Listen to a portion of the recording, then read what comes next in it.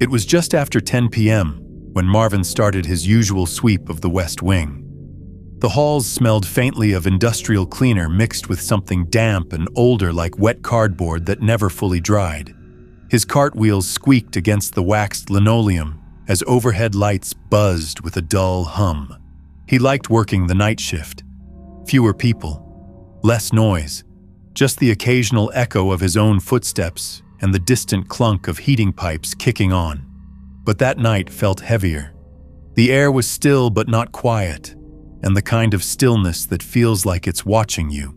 He noticed room 208's door cracked open even though he remembered locking it earlier. His hand hesitated on the knob. Somewhere behind him, a faint metallic clang rang out from deeper in the building. He froze. The sound was too far from the boiler room and too deliberate to be a settling noise. Marvin stepped into room 208 slowly, pushing the door with the edge of his boot. The hinges creaked like a breath being let out through clenched teeth. Inside, the classroom was empty. Desks neat, chairs tucked. Nothing seemed out of place except a faint draft brushing his arm like fingers passing too close. He glanced up. The window at the far end was cracked open, just slightly. It was odd. He hadn't touched any windows that night. He crossed the room and eased it shut. The latch clicked louder than he expected. He stood still for a second, listening. The hum of the building settled back around him, but the air still felt wrong. Too still, too expectant. He rolled his cart back into the hallway, locking the classroom behind him. As he turned the corner into the next hall, he stopped. One of the security monitors mounted high above the exit doors was flickering. The screen blinked from static to black, then returned to the live feed. For a second, he saw something. A shape, just off camera. A blur of red against the grainy gray. It vanished before he could register what it was. He checked his phone. No alerts, no messages. Just past 10:30. He moved toward the electrical closet near the library to check the panel.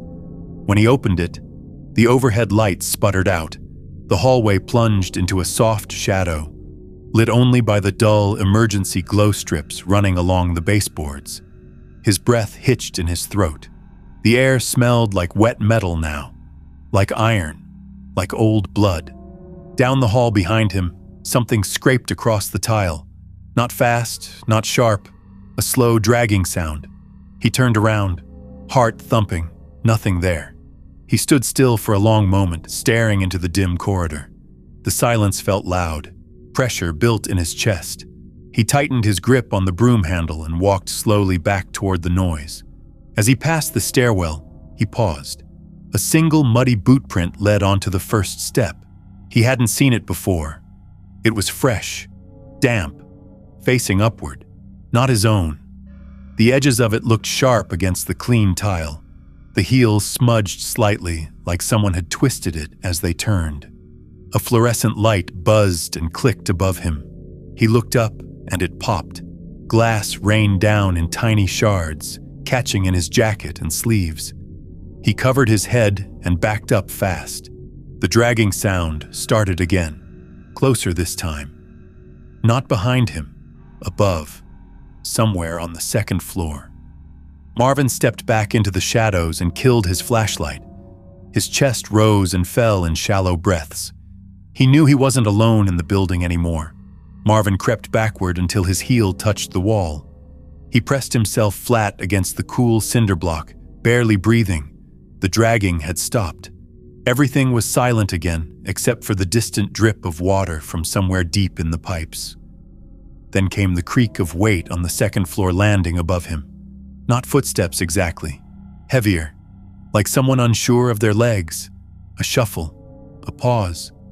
Another shuffle, then stillness. Marvin's hands were slick with sweat. The broom slipped from his grip and hit the floor with a sharp clatter. He cursed under his breath and crouched down to grab it. Above him, rapid footsteps broke out. Not slow anymore. Sprinting, coming toward the stairs. He spun and ducked into the nearest supply closet, pulling the door shut behind him just as the stairwell door burst open. He held the knob tight. He could hear the floor groan under weight. The footsteps stopped right outside. Then came slow breathing, shallow but wet. It sounded close. Marvin's heart thudded in his ears. He could barely keep from gasping. Something brushed the door. A hand, maybe. Then the knob turned just slightly. Not enough to open it. Just enough to test if it was locked. He backed deeper into the closet. His knees hit a box of toilet paper rolls and they tumbled noisily to the floor. The knob stopped turning. A silence hung heavy for a few seconds. Then the door shook violently. A voice hissed through the wood, low and cracked. The words were broken but unmistakable. "I know you're in there." The shaking stopped. Footsteps again, fading, then gone. Marvin waited. 30 seconds, a minute. Then he slowly opened the door. The hallway was empty, but farther down, just outside the girls' restroom, the red plaid jacket lay folded neatly on the floor. A screwdriver had been jammed into the doorframe beside it. The lock bent inward like it had been pried from the inside. Marvin stepped closer. The jacket was damp, sticky, a dark stain soaked into the fabric. The smell hit him next, coppery and thick. Then the sound returned, not from ahead, from behind, directly inside the supply closet he had just exited. A sharp exhale, followed by the sound of something metal sliding against tile. Marvin turned just in time to see a pale face retreat behind the door and vanish into darkness. Marvin ran. Not with noise or panic, just fast and quiet. He didn't stop to check the halls or look back. He moved like something was chasing him even though nothing made a sound. The building seemed to absorb his footsteps, like it wanted to keep his presence secret. When he reached the front office, the emergency lights flickered above the glass doors. He slammed his key into the lock and shoved them open into the cold night air. It smelled like wet leaves and dust. His lungs burned, his legs shook, but he didn't stop moving until he reached the edge of the parking lot. He turned to look back. Every light in the building was off except one. The window to room 208 glowed dim yellow, just barely. A shape stood inside, motionless, watching. The cops came late, too late. They searched the school top to bottom. No forced entry, no signs of anyone else inside. The jacket was gone, the screwdriver too. The boot print on the stairs had disappeared by morning.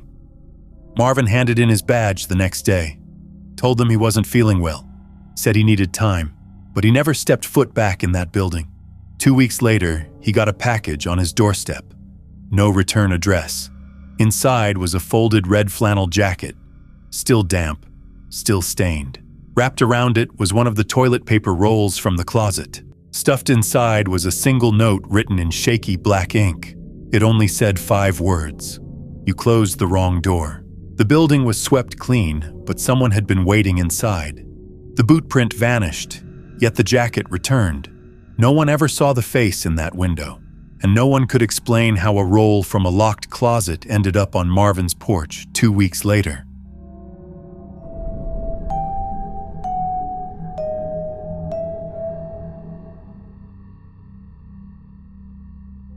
It was just past 4 in the afternoon when Claire finally settled into the empty teacher's lounge. The halls outside were nearly silent except for the faint echo of a distant locker slamming shut. She had taken a substitute gig that morning and was finishing up paperwork before heading out. The lounge smelled faintly of burnt coffee and old upholstery. The windows let in a dull golden light as the sun started to dip behind the trees. Everything felt still but not peaceful, the kind of still that presses in around you and makes even the ticking clock feel too loud. Claire took a sip from a styrofoam cup and leaned back, unaware that the building had already started to empty out. The main office lights had been turned off, and just past the double doors near the exit, a man had quietly stepped inside. Claire had always liked the quiet after the final bell. It reminded her of late nights in college libraries. That same soft hush with fluorescent lights buzzing low and the occasional thud of a book dropped somewhere out of sight. She flipped through the last few pages of the attendance roster and started packing her bag. The lounge clock ticked steadily on. The building didn't feel empty yet, but it was close. Most teachers were already gone. The janitorial staff wouldn't be in for another hour. As she stood to leave, the intercom crackled. It wasn't loud, just a quick static pop like someone had brushed against a mic. She paused and waited, but no announcement followed. A few seconds later, it happened again, this time with a soft clicking noise behind it. Like someone had tapped the mic with their fingernail. She stared at the ceiling speaker for a moment, then shook it off and zipped up her backpack. She stepped into the hallway. The main lights had dimmed into energy-saving mode. Everything was slightly tinted yellow. Her shoes echoed softly on the tile. As she passed the front office, she noticed the security glass looked darker than usual, like someone had thrown a jacket over the camera monitor. She leaned closer but couldn't make out much. Then she heard the sound. A faint dragging, not close, not loud, just steady, coming from somewhere down near the gym entrance. Claire stopped and held her breath. It could have been the mop cart. Maybe someone had come in early. She called out a soft hello and listened. No answer. She turned back toward the lounge to grab her phone, but froze. A figure was moving past the window. Not quickly, just a slow walk. A man in a long coat with something bulky in one hand. He passed without looking in, but Claire felt her stomach drop. The way he moved was too casual, too certain, like he knew exactly where he was going. She ducked back inside and closed the door gently behind her. The air inside felt hotter than before. She pressed her ear to the door. Footsteps, getting closer. Then they stopped just outside. She backed up slowly toward the counter and reached for her phone. The screen stayed black. Dead battery. The door handle shifted once. Not a full turn, just enough to test if it was locked. She grabbed a pair of scissors from the coffee cart and crouched low behind a chair. The handle moved again, this time harder, then stopped. Silence. She waited in the dark. Muscles tense, every breath shallow. Something soft slid under the door. A folded piece of paper. No footsteps, no sound, just the paper. Claire stared at it. Her hands shook as she reached for it. On the paper in black marker were the words, "I saw you. I know who you are." Claire sat frozen behind the chair. Her breath came in short, shallow bursts, and every inch of her skin felt tight and cold. The note lay at her feet, but she couldn't bring herself to pick it up again. Her eyes locked on the door and the thin gap of light at the bottom. For several minutes, nothing happened. The hallway was dead silent. She almost believed he had walked away. Then the lights in the lounge flickered once. The ceiling bulb dimmed until it buzzed faintly and went out. The room sank into shadows with only the sliver of hallway light keeping it from total black. Claire's heart pounded against her ribs so loud she was afraid it could be heard. The doorknob turned again, this time with force. Then a loud click echoed through the lounge as the lock gave way. The door opened slow and smooth. She pressed her back tight against the cabinet. Every muscle in her body screamed not to move. A figure stepped into the room. His outline blocked the light. Tall and wide with something clutched in his right hand. She could hear his boots scuffing gently on the floor and the wet sound of something dragging behind him. He moved without speaking, without hesitation, as if he already knew where she was hiding. Claire tried to shrink lower. Her leg brushed the metal frame of the chair, and the squeak cut through the silence like a knife. The man stopped moving. Then he began humming. A soft, tuneless sound, like something out of a nursery rhyme played too slow. He walked past her position and turned toward the back counter. Claire seized the moment. She bolted, legs unsteady, eyes wide. She ran past him before he could turn. She shoved the lounge door hard, and it crashed open. The hallway lights were off. Complete darkness stretched in both directions. She ran toward the front entrance. Every footstep behind her landed harder and closer. She reached the glass front doors and pulled, locked. Her hands slapped the metal frame. She turned and saw him running now. No humming, just speed.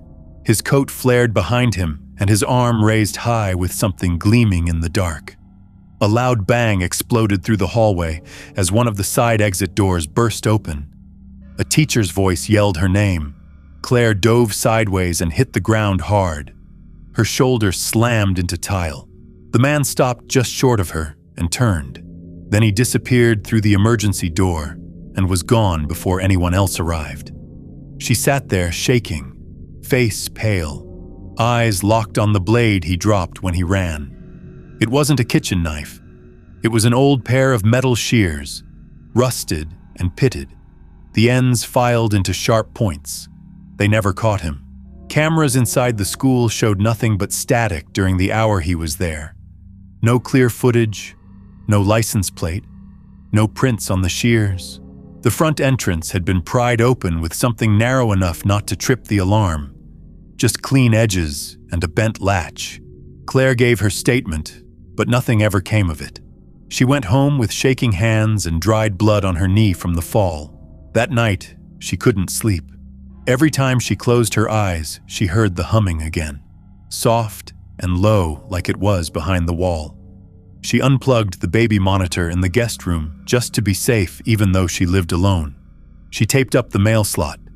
She covered every vent, every little space where sound could slip in. A few mornings later, she found a second note under her windshield wiper. Just one sentence scrawled in crooked marker across a paper napkin. You still make the same face when you're scared. She stared at it for a long time before taking it inside. When she unfolded it fully, she noticed a brown fingerprint near the bottom edge. Just one, smudged like whoever left it had taken their time pressing it down. No one knew how he bypassed the cameras or how he found her name. The humming still slipped through her vents at night, like it was buried in the walls, and that fingerprint on the napkin was never matched to anyone in the system.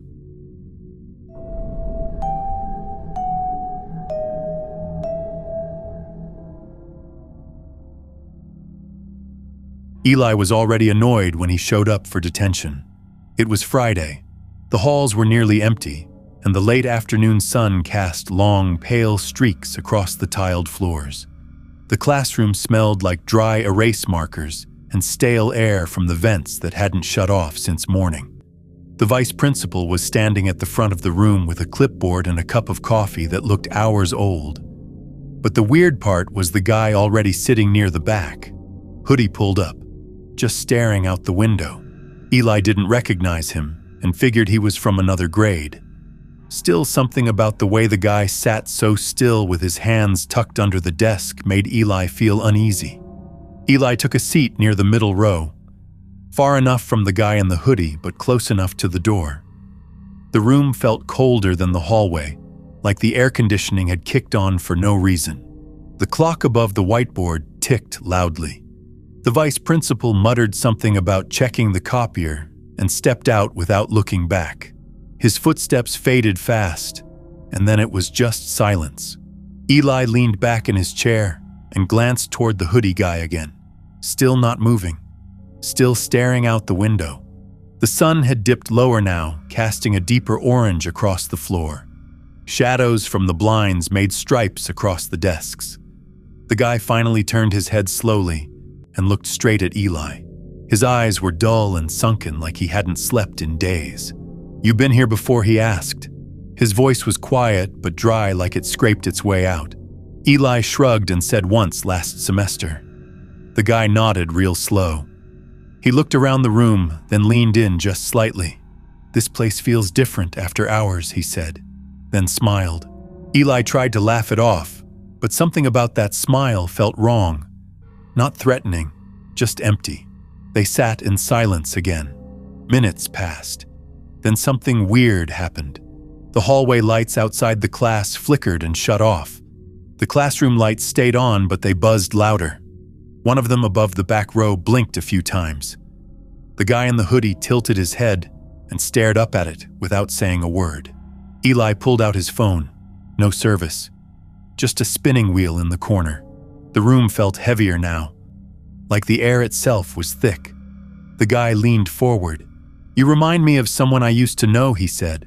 Then he reached under the desk and pulled out a notebook. It was torn and dirty with pages curled from moisture. He opened it slowly, and Eli caught a glimpse of what looked like a class photo. All the faces were scratched out with a pen except one. It wasn't clear, but it looked a lot like Eli. The guy traced the photo with one finger and said, "You were in Mr. Lane's third period history class. I remember." Eli's stomach dropped. He had been in that class last year, but he'd never seen this guy before. He stood up slowly and said he needed to use the bathroom. The guy smiled again and said, "You can try." Eli walked to the door and pulled the handle. It didn't budge. The lock clicked behind it like someone had engaged it from the outside. He turned around. The guy was still seated, still smiling, but now both of his hands were on the desk, palms flat, his fingers tapping lightly like he was counting down. Eli backed away from the door slowly. The metal handle was slick with sweat from his own palm. His heart pounded in his ears. The guy in the hoodie never broke eye contact. The notebook was now open wide across the desk. Dozens of faces were scratched through, some with deep black X's gouged into the page like someone had torn the paper from pressing too hard. The only face untouched was circled twice in red pen. It looked just like Eli. The guy stood up. His chair scraped against the tile with a long, dry screech. His hands were at his sides. His right sleeve looked damp and heavy like something metal was weighing it down. He stepped forward slowly, one foot, then the other. Each step sounded louder than it should have, echoing off the walls like they were in a much bigger room. Eli tried the door again, yanked it, slammed his shoulder against it. Nothing. The guy was 10 feet away now. His mouth twitched like he wanted to smile but couldn't quite get there. "Mr. Lane told me I was invisible. He said my name didn't belong on any list. But you saw me? You laughed." Eli shook his head. He had no idea what this guy was talking about. He reached into his pocket for his phone again. Still dead. The lights above them flickered again. One bulb popped with a sharp snap and rained tiny shards across the floor. The guy reached into his hoodie and pulled out a sharpened screwdriver. Long, rusted, wrapped in what looked like black tape near the handle. He started walking faster now. His boots thudded against the tile. Eli shoved over the desk in front of him and it crashed to the ground. The guy stumbled but kept coming. Eli ducked around a second desk and grabbed a chair. He hurled it at the window, but the glass didn't crack. The guy lunged. Eli dodged just in time.